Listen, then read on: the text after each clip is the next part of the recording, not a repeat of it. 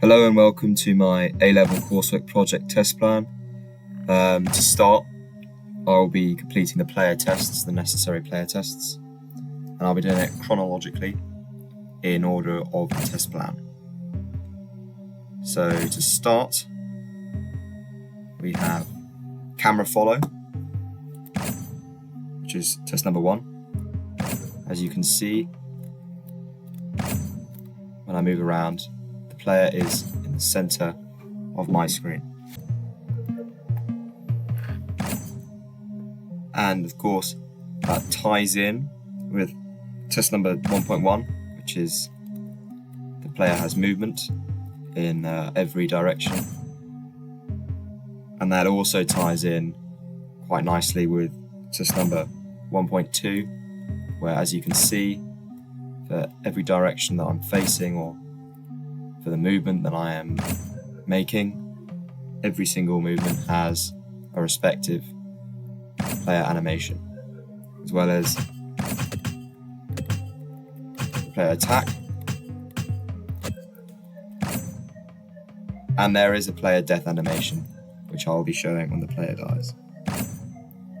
So the test number 1.3 is player sound effects. So I have the master set at a reasonably low sound so my voice is clear. Sound effects is the maximum at the moment, so I'm going to turn up the master and reduce the music sound. So now, as you can hear, there's no more music, just the sound effects, and as you can see, the player has sound effects. Now if I get hurt,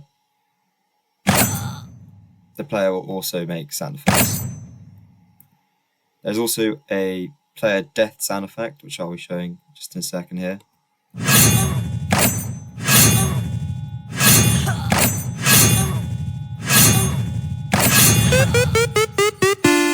You see there's a death animation behind the game over screen, as well as the death noises. And this test I just performed covers both the animation and player sound effects, but also the fact that the player can die, the health is dynamic. Yeah, those are the tests, so that the health is dynamic and I can take damage, but also I can heal myself, which I'll be showing very soon, and the player can die, which gives this game over screen. So I'll be restarting.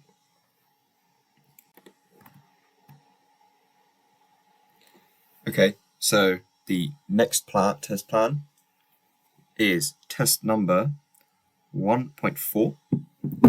What 1.4 says is that the player can be perceived as being in front or behind the enemy, depending on its perspective to the user. So, because we just turned off the master volume, if I just turn everything up a little bit, so we still get that background effect. Now if I go through the door, now if you watch carefully, as you saw there, my player body was in front of the enemy. Now here, the player body was behind the enemy. Yeah, like so.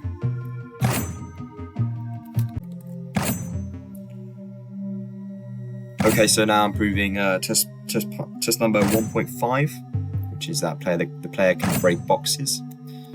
This is just an example of a box. These are scattered across the map, and they contain either a health potion or coins. And this one contains coins. This is one that I set up. I set them up all manually, and they all have an item that can be dropped. So if I attack that, look, as you see, there's a breaking animation, and look, if I move around, so the coins will follow me for a little bit, and then they'll stop. And as you can see, when I collect them, they make a little sound effect, and I can collect all of them. And now look, my coin counter in the corner and updated in the UI. I'm going to talk more about the UI later in the UI test plan. Sorry, the testing. But currently I'm focusing on the test. Okay, so this is, I'm in the Unity editor. The only thing I've changed, and the reason I'm in the Unity editor, is because of the player attack. And if I just turn off the mouse for a second, the enemy attack, when performed, will freeze the physics constraints, which means it's not easy to demonstrate knockback when playing in the built version, because most of the time the player doesn't actually knock back the enemy. This is something I need to develop further, because currently I want to have it so that the physics is constrained, so that the enemy stays in its position and the player doesn't give a force to the enemy, so the player attacks the player as intended. However, in an intense little fight going on between the enemy and the player's knockback isn't always shown. It is shown occasionally, but it's not very clear. So I'm in the Unity editor, and I've turned off, I've turned off the enemy attack, so they can't attack me anymore. And if we go over to the enemy, I will show you that this is test plan 1.6 and 1.7.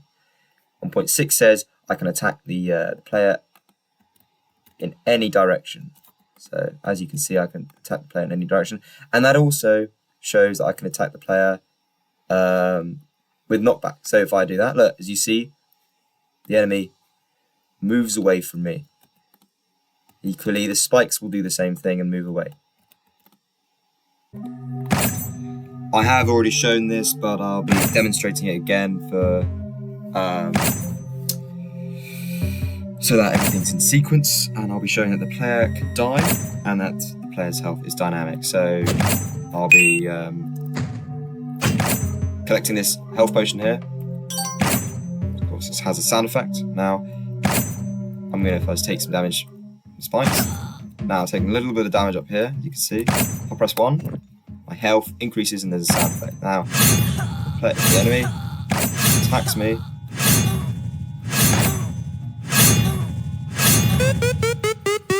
So the player dies and the health is dynamic. So player dies is 1.8, health dynamics 1.9. I've shown that I can both lose health and gain health, and it caps at the maximum health and the minimum health. So healing doesn't increase the health by any further than the maximum health.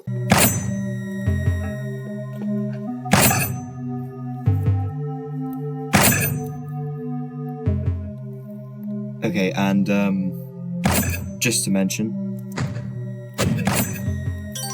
healing potions themselves, as I said before, you cannot go beyond the capped amount of the maximum health, and if I try and use either one of the potions,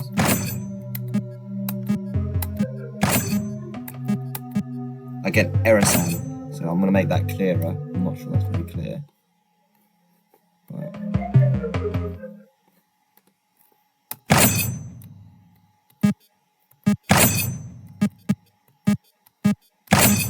A little error sound to try and indicate to the player that they cannot be using that item or interact with that object.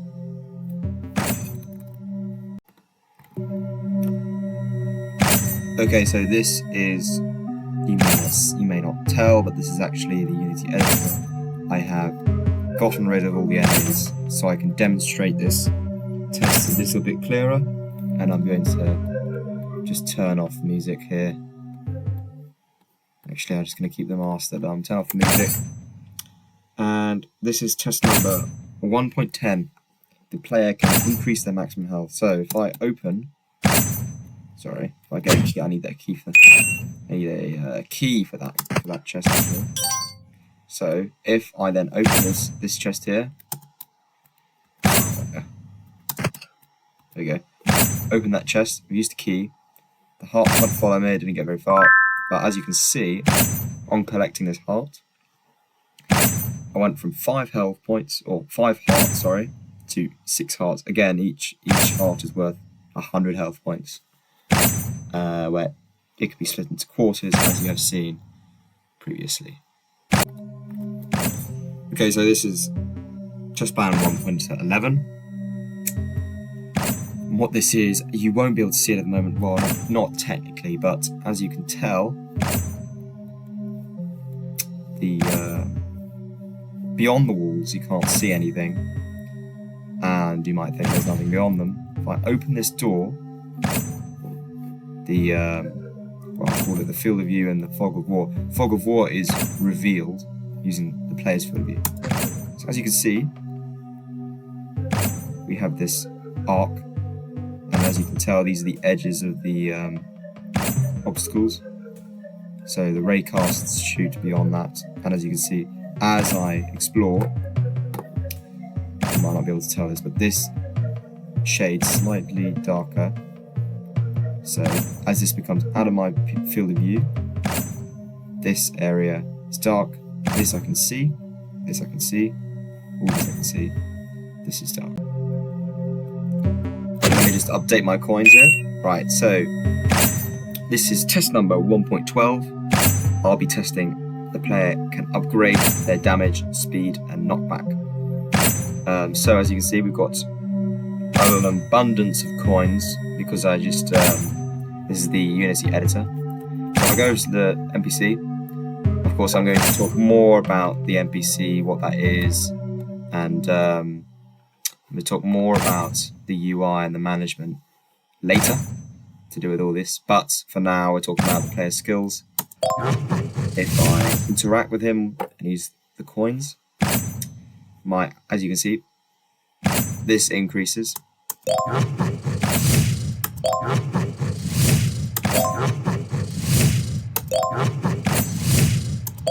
So it caps at this. This is the maximum, and as you can see, immediately the player is a lot faster. So these directly correlate to the how much the multiplier is on each increment of increasing stats.